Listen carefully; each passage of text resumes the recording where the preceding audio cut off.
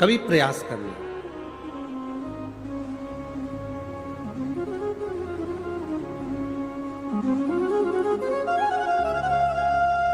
जब तुम्हें लगे जिंदगी में कि बहुत हाथ तंग चल रहा है और बहुत तकलीफ की जिंदगी चल रही, बहुत तकलीफ, बहुत कष्टमय जीवन चल रहा है,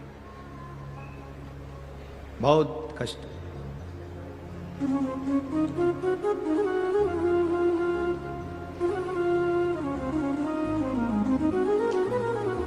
एक देव दीपावली आती है, कभी तुम लोगों ने पढ़ा? पंचांग में, कैलेंडर में उसका वर्णन आता है। पढ़िए देव दीपावली? अरे बोलो तो जम के, पढ़िए। एक देव दीपावली आती है, एक दीपावली, एक देव दीपावली। इन दोनों दीपावली के दिन अगर प्रयास करना, अगर बहुत कष्टमय जीवन चल रहा हो, फैक्ट्री भी ना चले, दुकान भी ना चले, व्यापार भी ना चले और कर्जा बढ़ते जा रहा हो, टेंशन ही टेंशन पूरी जिंदगी में हो रहा हो, कहीं से संपदा आ नहीं रही हो, धक्के की जिंदगी चल रही हो, तो एक बार मधु का प्रयोग कर कर देखना। महालक्ष्मी की अगर पूजन कर रहे हो देव दीपावली पर या दीपावली पर, तो पान के पत्ते पर एक शहद की बिंदी रखकर लक्ष्मी जी को भोग लगाइए और शंकर जी के मंदिर में उसी दीपावली को या देव दीपावली पर शंकर भगवान के शिवलिंग पर एक पत्ते पर या पुष्प पर एक बूंद शहद लगाकर शिव जी को समर्पित कर कर देखिए। अगला वर्ष तक इंतजार करना, बाबा आपकी जिंदगी में चार चांद ना लगा दे उस मधु के बल। दीपावली के दिन भूल से भी एक बेलपत्र अशोक सुंदरी के स्थान पर कोई कुंवारा व्यक्ति जिसकी शादी नहीं हो रही, 40 साल का हो गया, ब्याह नहीं हो रहा, संबंध नहीं आ रहा है, बेटा बेटी, एक बेलपत्र जिस बेलपत्र की नोक डंडी जहां से पानी बहता है उस ओर हो और पत्ती का मुंह महादेव की ओर हो, अशोक सुंदरी की जगह पर अगर समर्पित कर दे तो अगले वर्ष की देव दीपावली के पहले उसका संबंध और शादी हो जाती। महाराज शिव तत्व की तरफ प्राप्त। किस लिए दोष लगाना? छोड़ो इस बात को। गणेश जी की बात नहीं मानी, आखिरी में ब्राह्मण पत्नियां जिद पर अड़ गई और ब्राह्मण पत्नियों ने कहा नहीं गणेश जी महाराज आपको तो वर देना ही पड़ेगा, चाहे कुछ भी हो जाए। इस गौतम ऋषि पर गौ हत्या का दोष तो आपको लगाना ही पड़ेगा। गौतम ऋषि पर गौ हत्या का दोष तो आपको लगाना पड़ेगा, जरूरी। और ये गौतम ऋषि पर गौ हत्या का दोष लगे तब गौतम ऋषि को धक्के मारकर जब निकाला जाए तब उसमें प्रसन्नता, तब उसमें प्रसन्नता। देखो देवता जब देते हैं तो पल्ला, जम के बोलो, जम के जरा, देवता जब देते हैं तो पल्ला झाड़ कर देते हैं और महादेव जब देते हैं तो छप्पर आड़ के देते हैं। उसकी देने की रीति अलग, उसकी देने की रीत अलग। ईर्षा रखने वाले कितनी भी ईर्षा करें, कपट करने वाले कितना भी कपट करें, पांव खींचने वाले कितना भी पांव खींचें, अपशब्द कहने वाले कितना भी अपशब्द कहें, ताने देने वाले कितना भी ताना दें, गाली देने वाले कितना भी गाली दें, आड़ा टेढ़ा कहने वाले कितना भी आड़ा टेढ़ा कहें, पर जब मेरा महादेव स्वयं त्र्यंबकेश्वर बनकर कृपा करता है तो दुनिया देखती रह जाती। वो कहे जो बोलने वाला बोले,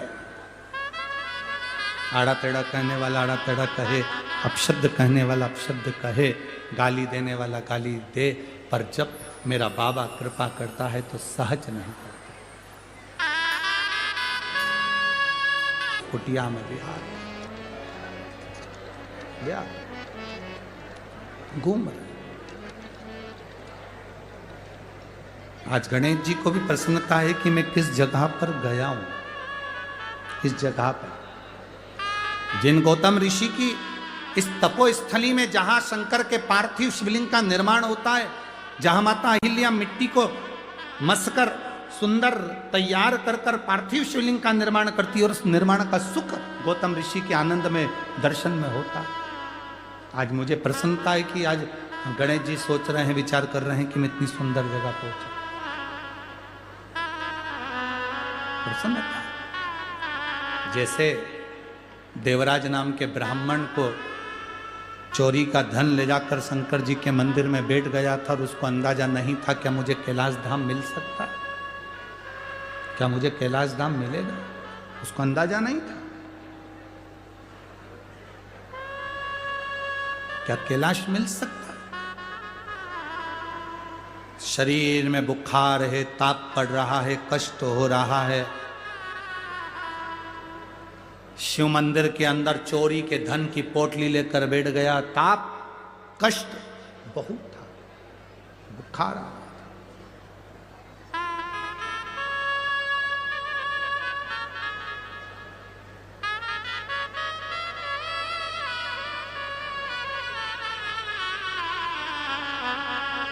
अब इतना शरीर में कष्ट, और महादेव महादेव महादेव हर हर महादेव। मंदिर के अंदर पंडित जी चिल्ला रहे थे और देवराज नाम के ब्राह्मण को गुस्सा आ रहा था, क्योंकि उसके शरीर में कष्ट था। जब शरीर में बुखार आता है, ताप बढ़ता है, शरीर में कष्ट बढ़ता है, भोजन छूट जाता है। जब घर में पाप बढ़ता है, व्यसन बढ़ता है, आड़ा टेढ़ा धन बढ़ता है, तो भगवान का भजन छूट जाता है। तुम रोज पहले तुम भगवान के व्रत कर लेती थी, तकलीफ नहीं आती थी, पूजन कर लेती थी, तकलीफ नहीं आती थी, नवरात्रे गणेश जी सब अच्छे से करती थी। अब जैसे जैसे बहुएं आ गई, परिवार बढ़ गया, पोता पोती नाती पंती सब होते चले गए, घर में पूजन का मन नहीं करता। अब अच्छे से कोई पूजन पाठ नहीं होता, मन नहीं लगता। समझ लेना, बुखार बढ़ा तो भोजन छूटा, शरीर में ताप बढ़ा तो भोजन छूटा, पेट दुखा, सिर दुखा, कुछ भी दुखा तो भोजन छूटा। और घर में अगर पाप बढ़ा, कुछ कष्ट, ये पाप कर्म जब घर में बढ़ता है तो भजन छूट जाता है। हमारी भूमि पर नहीं रहना चाहिए, इनको धक्के मारकर निकाल दो, ऐसा कुछ करो कि इनका पद प्रतिष्ठा, इज्जत, सम्मान सब घट जाए। कुछ ऐसा करो कि इनकी पद प्रतिष्ठा, इज्जत, मान, सम्मान कुछ घट जाए, करो कुछ ऐसा। अब क्या करा जाए ऐसा कि पद प्रतिष्ठा, इज्जत, सम्मान चले जाए? तो ब्राह्मणों ने भगवान श्री गणेश जी महाराज का आह्वान किया। गणेश जी महाराज का आवाहन कर कर गणेश जी की स्मरण पूजन करी। स्मरण पूजन कर कर गणेश जी महाराज प्रकट हो गए। गणेश जी ने कहा, मांगो ब्राह्मणों, तुम्हें क्या चाहिए? ब्राह्मणों ने कहा, बस एक काम कर दो कि ये गौतम बाबा के ऊपर गौ हत्या का दोष लग जाए, ऐसा कुछ कर दो। गणेश जी ने पूछा कि ये बताओ कि गौतम ऋषि ने तुम्हारा बिगाड़ा क्या? गौतम ऋषि ने क्या कह दिया? गौतम ऋषि ने शब्द कह दिए, गौतम ऋषि ने गाली दे दी, गौतम ऋषि ने अपशब्द कह दिया, या माँ अहिल्या ने कोई अपशब्द कह दिया, या ताना दे दिया हो, या अपशब्द कह दिया हो, या आड़ी टेढ़ी बात कह दी हो, तो बात दूसरी। ना तो गौतम ऋषि कुछ बोले हैं, ना माँ अहिल्या कुछ बोली हैं, फिर क्यों ये गौतम ऋषि पर अपशब्द कहना? केवल ब्राह्मण की धर्म पत्नियों का ये विचार नहीं था। आज के समय में कई लोग ऐसे भी हैं जो किसी को पहचानते नहीं, मोबाइल पर किसी ने बस एक कमेंट्स कर दिया कि ये बेकार है, और लोगों ना जाने ना पहचाने, अंदर इतनी ईर्ष्या भरी रहती है कि उसमें लोग बेकार बेकार गालियाँ, अपशब्द, ताने, आड़ा टेढ़ा कहना प्रारंभ कर देते। शिव महापुराण की कथा कहती है, जब तक आप किसी से मिले ना, जब तक आप किसी को देखें ना, जब तक आप उससे बात ना करें, जब आप एक बार भी मिले नहीं, देखा नहीं, ना जान, ना पहचान, ना कभी कोई संबंध, ना कोई विचार, ना कभी भोजन, ना कभी पानी, कभी मिले ही नहीं, और उसने कह दिया कि बेकार, और आपने बेकार कहना चालू कर दिया। इसको श्रेष्ठता नहीं कहते। शिव महापुराण की कथा कहती है, हां, अगर कोई कह दे कि शंकर भगवान पर एक लोटा जल चढ़ाने का फल मिलता है तो चढ़ाओ, कोई कह दे राम नाम लेने का फल मिलता है तो बोलो। हृदय में चित्र रमाकर देव दीपावली शिव महापुराण की कथा को सुन रहे हो। देव दिवाली जो प्रारंभ हुई थी वो त्रिपुरासुर के वध के बाद देवताओं ने इस दिवाली को मनाया था। उस कथा का तत्व ग्रहण करने का तुम्हें और हमको सौभाग्य मिला है।